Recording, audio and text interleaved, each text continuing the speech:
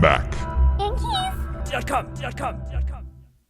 To remove your F9 key, you're going to take your tool, you're going to stick it just underneath the bottom edge of the key, and then you're going to take your finger and hold down on the top part of the key, and then slowly wedge this back using your spudger, toothpick, or paper clip, whatever you're using, and that should just snap right off.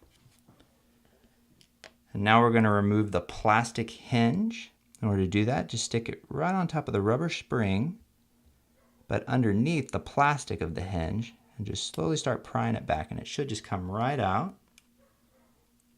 Now you're going to get your replacement hinge, and you're going to notice on your hinge you've got a continuous piece of plastic on the top, and it kind of separates at the bottom, and that corresponds to how you're going to drop it in the keyhole. So we'll just take that, drop it into place. Now you're going to use your finger and push down on each side until it clips into place. And sometimes it's a little finicky. There we go.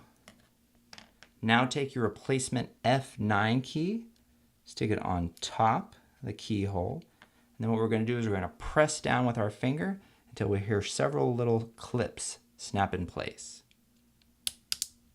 Sometimes you have to roll your finger too to make sure they've all taken.